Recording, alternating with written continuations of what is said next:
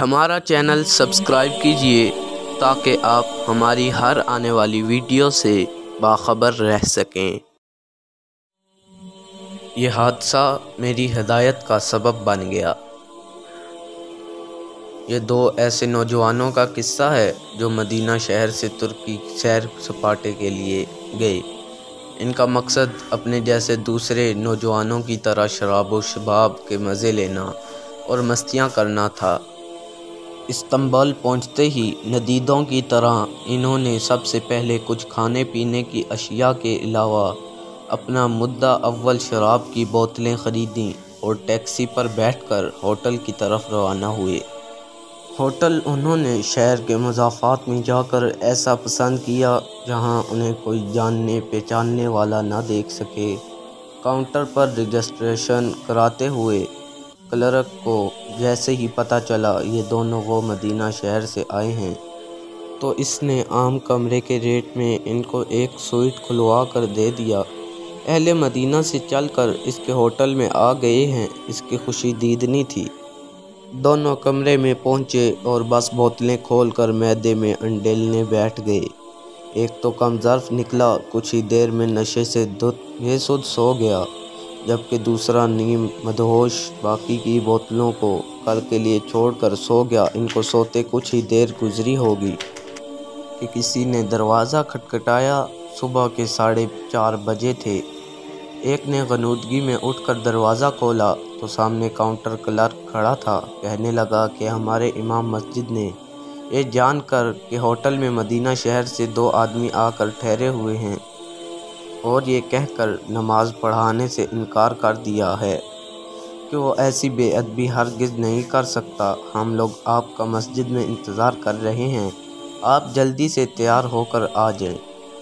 اس جوان کو یہ بات سن کر حیرت کا شدید جھٹکا لگا۔ اس نے جلدی سے اپنے دوسرے ساتھی کو جگا کر بتایا کہ صورتحال ایسی ہو گئی ہے، کیا تجھے کچھ قرآن شریف یاد ہے؟ دوسرے ساتھی نے کہا، ہاں گزارے لائق قرآن شریف تو یاد ہے، مگر لوگوں کی امامت کراؤں ایسا نہ سوچا ہے اور نہ ہی کراؤں گا۔ دونوں سر جوڑ کر بیٹھ گئے اور لگے سوچنے کہ اس گلے آن پڑی مصیبت سے کیسے جان چھڑائیں۔ اس اثنا میں ایک بار پھر دروازہ کھٹکھٹا۔ کاؤنٹر کلرک کہہ رہا تھا، بھائیو جلدی کرو، ہم لوگ مسجد میں آپ کے منتظر ہیں، کہیں نماز میں دیر نہ ہو جائے۔ ایک کے بعد دوسرے نے بھاگ کر غسل کیا، جلدی سے تیار ہو کر نیچے مسجد پہنچے۔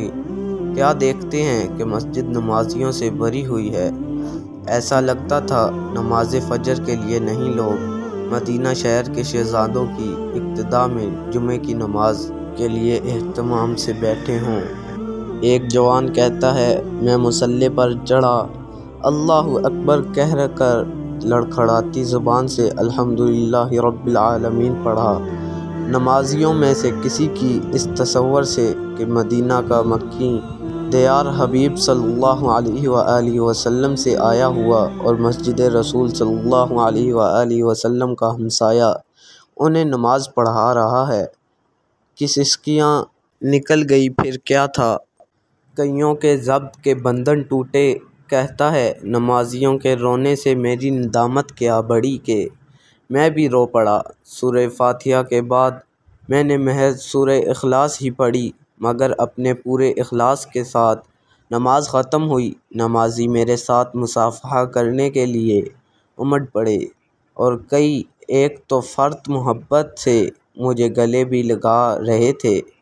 میں سر جھکائے کھڑا اپنا محاسبہ کر رہا تھا۔